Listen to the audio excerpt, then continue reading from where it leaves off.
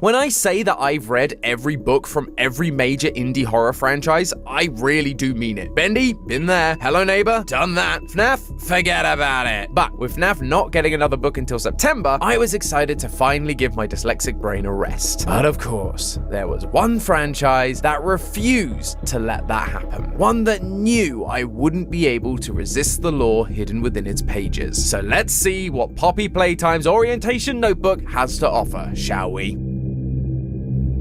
Hello Internet! Welcome to Game Theory, the show that always reads the manual. You never know what cool stuff you're gonna find. Unless, of course, the company behind the book explicitly tells you over and over again. Then it's pretty obvious. Use the knowledge in these pages, and maybe you can unravel the mystery of Playtime Co. I'm actually kinda surprised it took this long for Poppy to come out with a book, given that immediately after Chapter 1, they announced they'd already partnered with someone to make a movie, which seems to have fallen through and now we're back again with the new studio. But here we are, 2.5 years later, and we're just getting our first ever Poppy book. However, this book isn't like your FNAF YA novels. Instead of unique stories with canonicity that the fanbase can never agree on, this is an in-universe orientation book handed out by Playtime Co. to its employees. So it's more like the survival logbook, because we can never truly escape the FNAF connection, can we? But there are some key differences. Rather than having a bunch of puzzles and cryptic clues with multiple authors, the Poppy Orientation Notebook does keep things simple. We have one author who is leaving notes throughout the book to give us the inside scoop on some of the details we've been missing from the games. Like why the water treatment facility acts like a puzzle to solve rather than an actual usable water treatment facility, because that was the lore that we were so desperate to solve. There's actually a lot of details like that in this book, but that's not why you're here. You're here for the deep lore. The stuff that will change your perspective on this franchise going forward, and don't worry, this book absolutely delivers on that. Thanks to this book, I feel more confident than ever in not only who our player character is, but also what the deal is with one of this franchise's most confusing characters. See, I told you reading the manual would be fun, and it all begins with that first page. On it, we're introduced to another new character, PW. I tell you, this franchise really does love to name drop random human characters, doesn't it? The book even calls this out, questioning whether a character whose name we've only ever seen on one note is even real. So,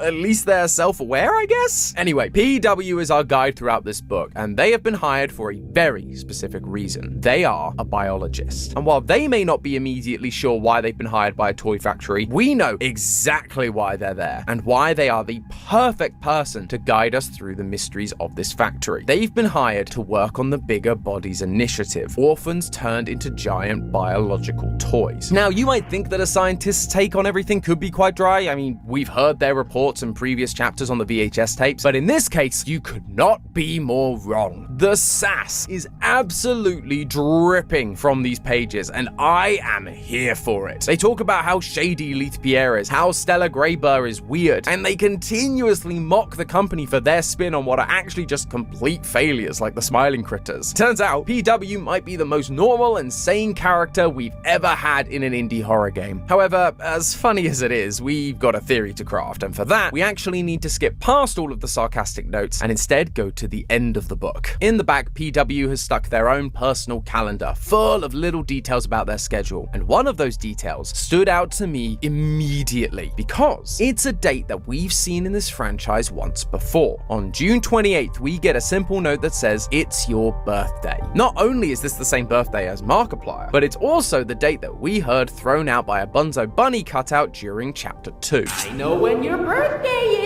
is, June 28th.